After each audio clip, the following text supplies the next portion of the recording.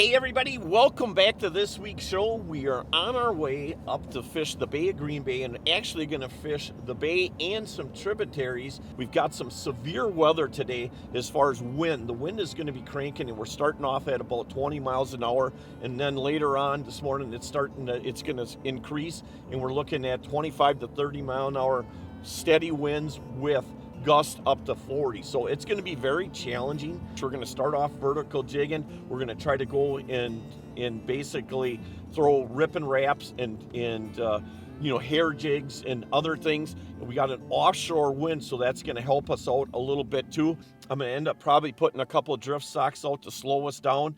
We're fishing with our good friends from Drexel today. So we've got 3 other guys and myself fishing. Hang on to your heinies. We'll be back.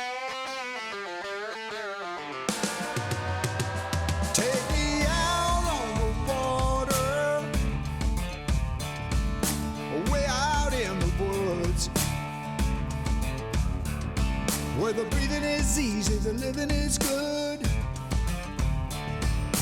Out in the great outdoors. Larry Smith Outdoors is brought to you by Warrior Boats, Vortex, Tub Hotels, Leroy's Meats, Bartline Barrels, Magic Products, Power Sports Company, Mike's Country Meats, Baronet Blinds, Drexel Building Supply, River's Edge Tree Stands, and the MRD Group. Out in the great outdoors.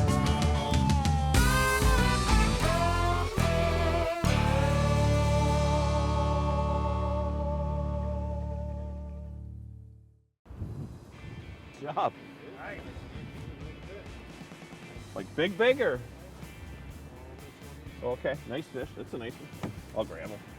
Nice way to start the morning off. Yep. Nice job. Start the day off.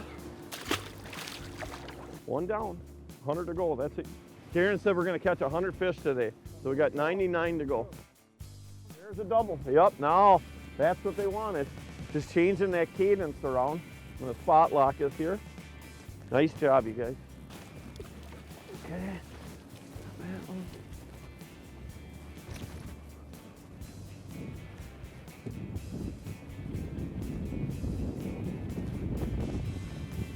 That's a good one, huh?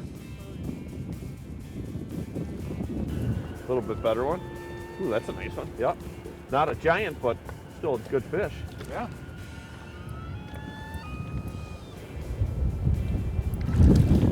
Nice job. Want to hold that one up? That's a nice fish. There you go.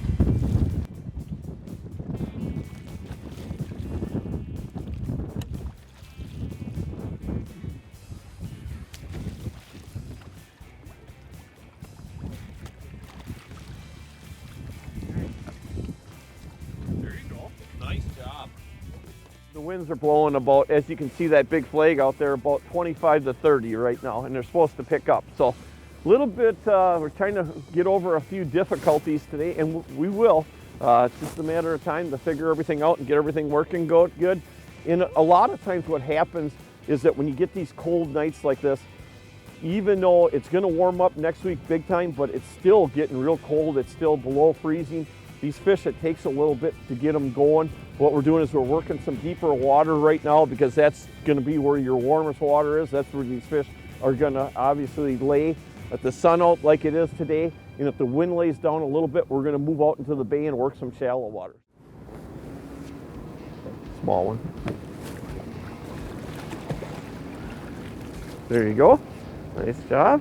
Better one or?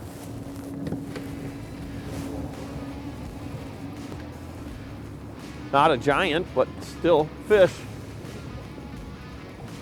Nice job. Probably the fattest one so far.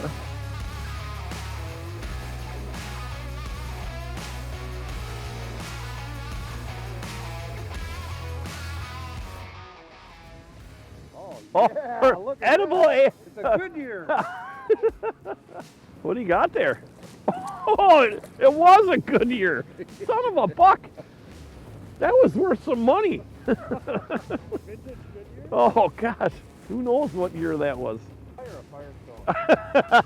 This one might actually be a real walleye, not a tiger. Oh, that's a nice fish. There he is. Nice fish.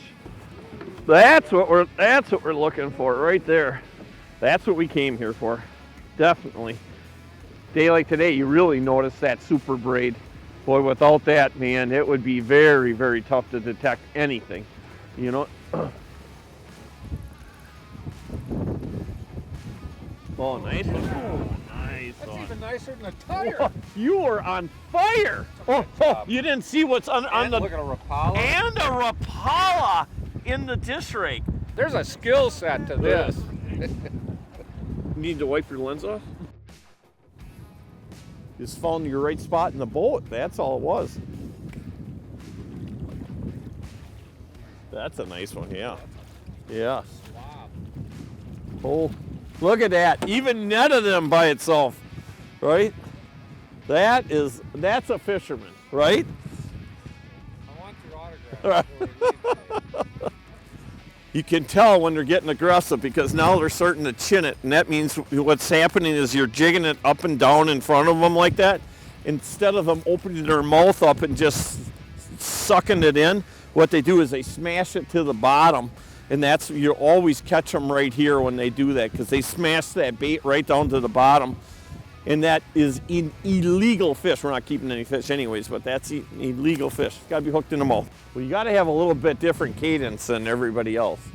Just really, the key always is following that bait back down. That one just absolutely cracked it. Almost perfect. Didn't even get my minnow. Nice little cute little female. Oh, she's a cutie. That's the thing about fishing in the spring. You never know what kind of conditions you're gonna have, So there's a lot of variables here. You got a lot of wind we're dealing with today. It was pretty cold this morning. So going with high vis line is definitely a key to at least be able to see that line jump because you can't always feel when you're on bottom or when you're dropping it back down. That's when 90% of the fish are gonna hit it.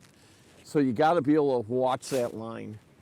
And just boat control, having good batteries. Today is no doubt one of them days, especially when you're thinking about a boat the size of a 208 Warrior here with a full windshield. It takes a lot to keep this boat going at an even pace here. It's one thing about spring, you never really get sick of fishing, and I think it's a great time to take out people that don't get a lot of chance to catch walleyes because especially in these tributary waters like up here on Green Bay, is that you have so many fish that come in here and pile into these rivers, and it's a great opportunity to try different cadences, just different things, but just to get the feel for walleye fishing in general. And it's a lot of, on most days, it's a lot of, obviously a lot of activity, a lot of, just really having fun and enjoying such a great system like this. You can understand why you can only keep one fish this time of year.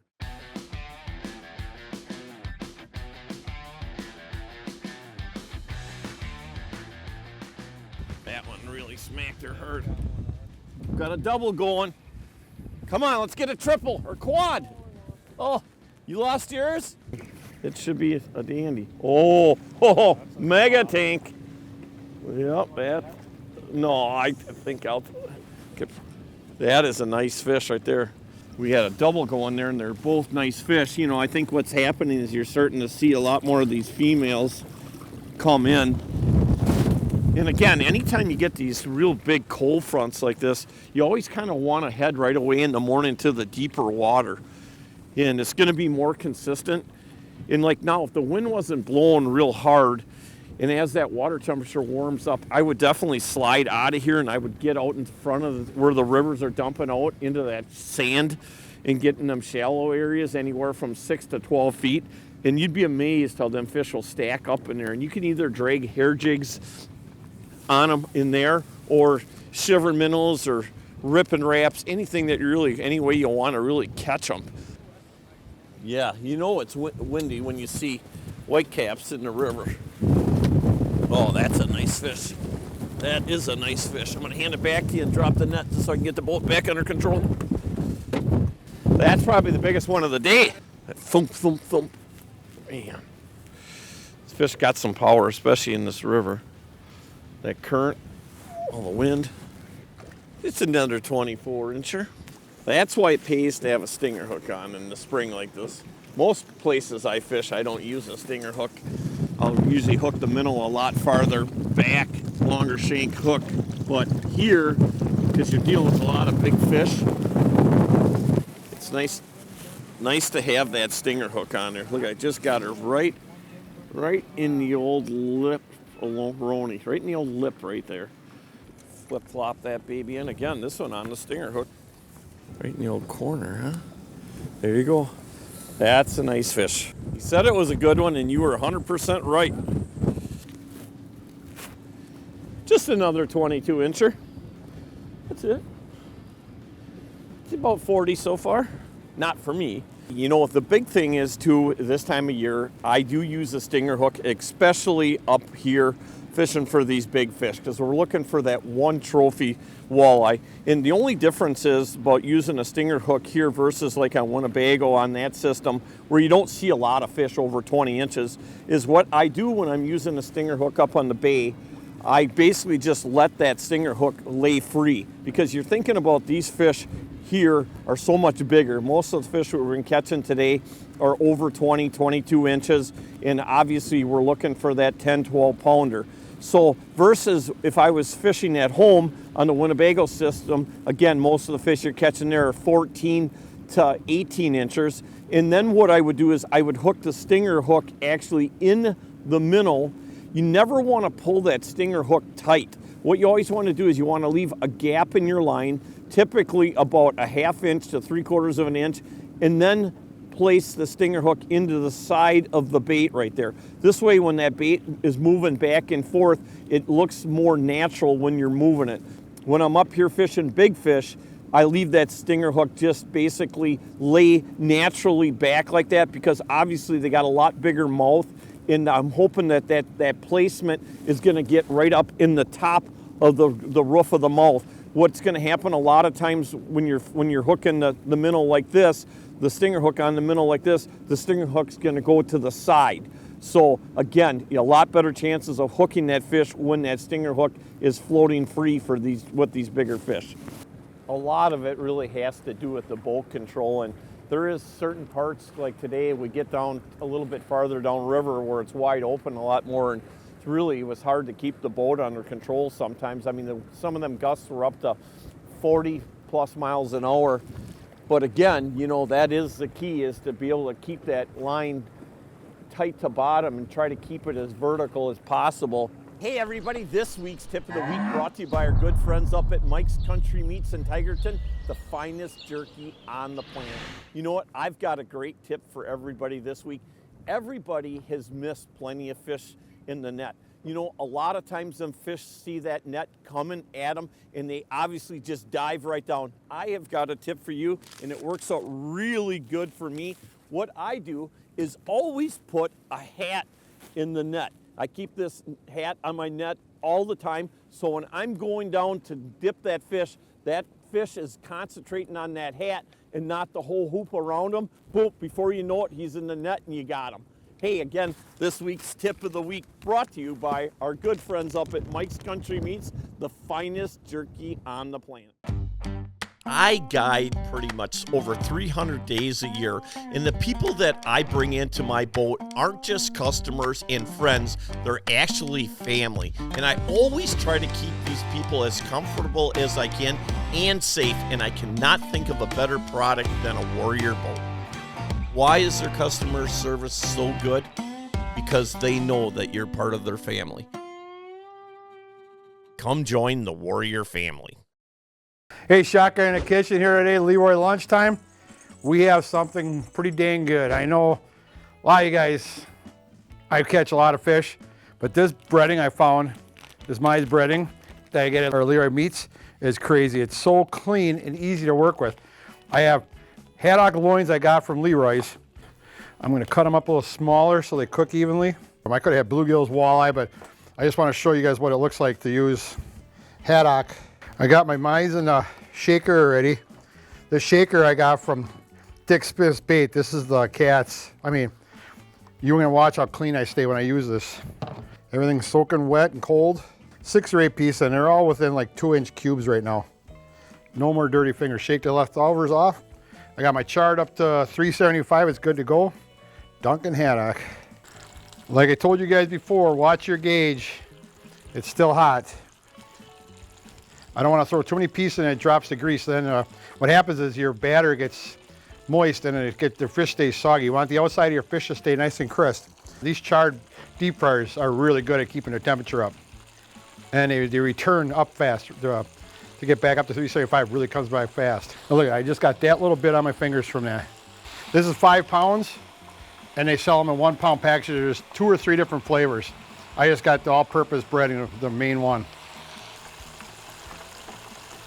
Oh, white and flaky that is. That batter is beautiful. I don't know what's in it, but man, it makes it really crisp. There's a good flavor on the outside of it. Your fish is done, Junior. Hey everybody, welcome back to this week's show, part number 2. Hey, we are taking a ride up to Melrose, Minnesota to pick up our brand new V208 Warrior with this year a Mercury 350 on it. When you look at the craftsmanship of these boats, it is, I'm not just saying it because they're a sponsor, everybody that I know that owns a Warrior pretty much will tell you the same thing. The craftsmanship in a Warrior is second to none. The people that work at the factory are some very, very hard-working Americans, and it's a great place to visit and just check out the things that are happening there. And of course, we're gonna pick up our new boat. So you guys hang on to your heinies. We're going for a road trip.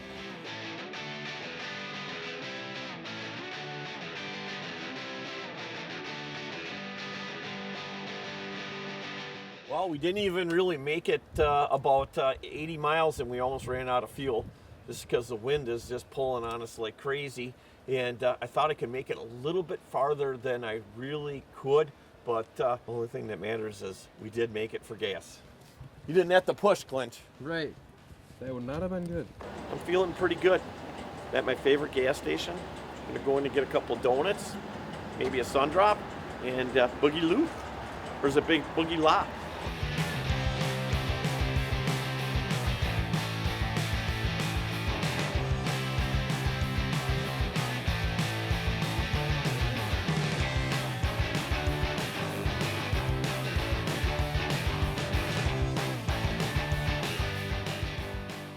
Oh my gosh, you guys! Thank you. Oh, you can tell I'm tired because I'm slow. And your hat too.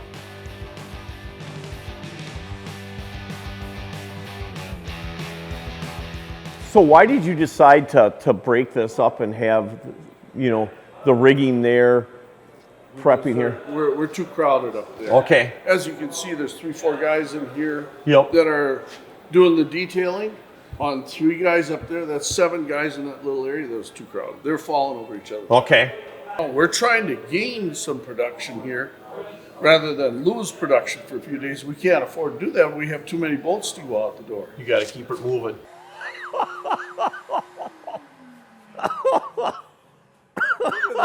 Holy man. What is that prop retail at?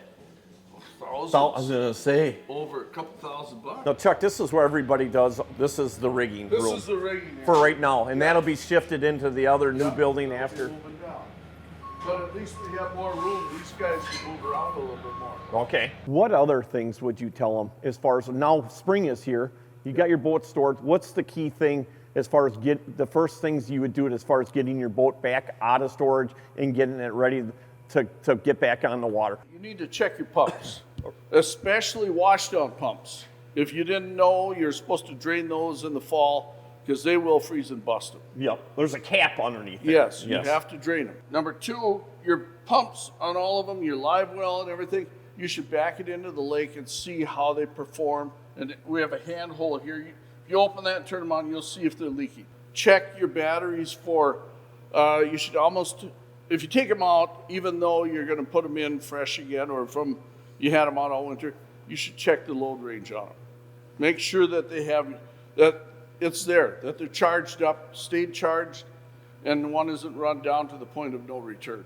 And what I always do is when I go to take my batteries out, I want to make sure I get the wires back exactly how they were. So it's real simple. I just take zip ties, zip tie them, each battery they came off, take a little piece of tape. They came off of this battery, and this battery. So in the spring, when I go to put my batteries back in there, it's just simple. Hey everybody, I'll tell you the one thing you probably don't know is that Warrior has a full line of apparel. And I'll tell you, it's very cool stuff. And we're going to have Danielle go through it with us, right? If you're looking for some new apparel, make sure you guys check out all the great clothing here at Warrior Boats. Hey everybody, got the brand new 208 ready to rock and roll. She's hooked up and we're heading back to Wisconsin. What an awesome time. It's kind of nice going through the factory every once in a while, seeing all the improvements that they've made. It is no doubt a great place to work. So you can understand why it's such an awesome boat. You know, when you start thinking about like a day like today when the winds were between 30 and 40 miles an hour, we were on that trolling motor all day long. We use Dakota lithiums and they are incredible batteries. So if you're looking to really improve the longevity of your day, definitely want to check out Dakota Lithium. I'll tell you what, the weathermen said it was going to die down today, and you know, I just gotta wonder, and if you are a weatherman or a weather lady, tell me this: how is it that you are wrong 60 to 70% of the time? I want to know that, and you still get paid. The wind was supposed to die down about noon. Still, it's 6 o'clock right now, blowing like crazy. Hey, I'll tell you what, we still had an incredible day. We overcame all the obstacles, all the things that, like, most of the time you wouldn't even leave your house on a day like this, and we went out and had a good time. And we want to thank our good friends from Drexel for inviting the guys that they had come along today. We had an awesome time with them, made some new friends, and that's what it's all about. Make sure you guys check out our other good friends over at Baronet Blinds. They have a clearance sale going on right now. And if you want to save even more money, just use the promo code STINKER20, which is right down below, and you can save yourself another 20%. We want to thank all of our military men and women for the great service they have given this country and continue to give this country, along with all of our firefighters and paramedics, and no doubt all of our law enforcement agents. It is a great day to be alive, and no doubt we're going to see you guys and gals again next week. This has a 34-gallon fuel tank in it. We had less than a quarter tank, or just over, we had just over a half a gallon of gas left in the tank. I don't think we would have made it. And I'll tell you something. In all my life, I have never run out of gas yet.